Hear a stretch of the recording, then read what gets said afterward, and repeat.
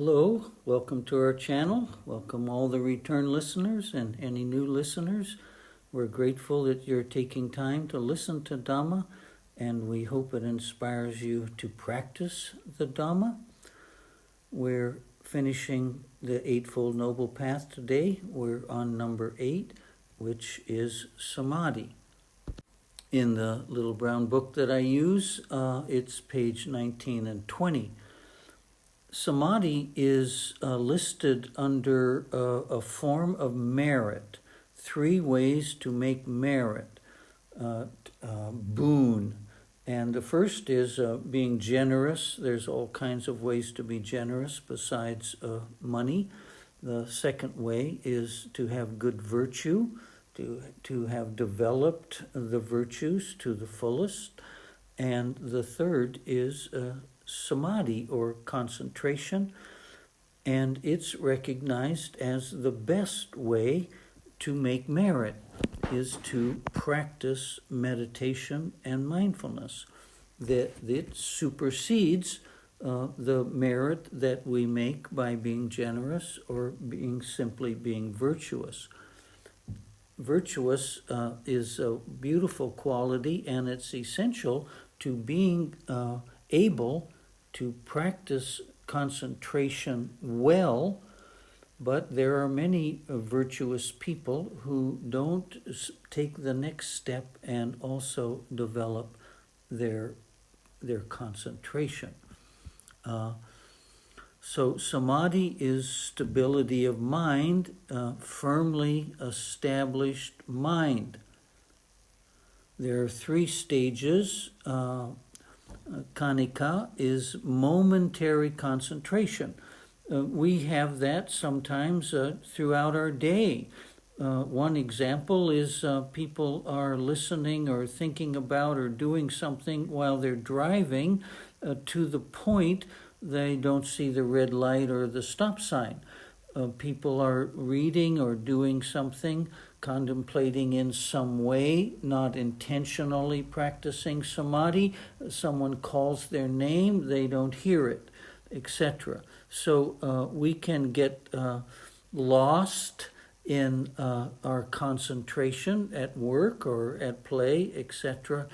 And that's the first form of samadhi, but it's very short. It's just a matter of seconds or a short time. Upakara samadhi is access samadhi. Now that means we're close by, on the verge of jhana.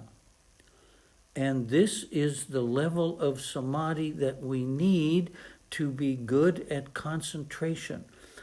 If you want to practice the jhanas, you take the next step in samadhi, apana samadhi, full concentration, where you can develop the 4 jhanas. But in vipassana meditation, we don't try to do that. We stop just at the edge of entering into jhana, where we have a full focus of the mind to contemplate the Dhamma. So samadhi is a form of mental effort. It's our gathering together. It's all the strength. We're not letting the mind wander in any direction. We're strengthening it by keeping it focused on a single point.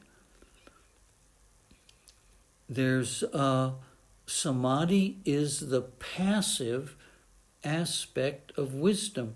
Wisdom is the dynamic aspect. So if we cannot concentrate sufficiently or powerfully enough, the wisdom won't arise that is life transforming. We must have the ability to concentrate if we're going to have the direct, heartfelt experience of the wisdom that brings us eventually to nibbana. Samadhi develops wisdom, and wisdom develops samadhi. Once we see that samadhi is helping, it's working, it's beneficial, we want to continue to practice. And when we get insights, when wisdom arises, when we're blessed as a result of our samadhi, we want to continue to practice. Regardless of the samadhi level that we reach when we're in the jhanas, it won't automatically produce any wisdom. That's why in the forest tradition of Theravada Buddhism, we emphasize the practice of Shila, Samadhi, and Panya, and not the practice of the jhanas. It's possible to master all the jhanas, maybe all 8 of them, and still not have the wisdom which is life-transforming and liberating us from the cycles of rebirth. Samadhi subdues our kilesa. It quiets them down. Panya kills them. So we quiet the kilesa to the point we have an insight about kilesa, about a specific one that is troubling us. The kilesas are the thoughts that cause us to fabricate and imagine and get carried away in our thinking. And sati is the one who's watching all this happen. So the kilesa arises, panya knows it right away as a useless, troublesome, wrong kind of unwholesome thought, and sati has watched this whole event without emotion. For real insight practice, that's the practice of vipassana, samadhi doesn't need to be that great. It's the middle of the 3 forms of concentration. I always thought I had to reach some state of silence, of absolute emptiness, and when I was practicing those 5 years very intently, I was always having thoughts, and most of them eventually were about the Dhamma. They were giving me insights. I was growing in wisdom, but I still had the misunderstanding that I must not be doing it right because thoughts are still arising. It's the kind of thought that arises that determines whether it's a blessing or not.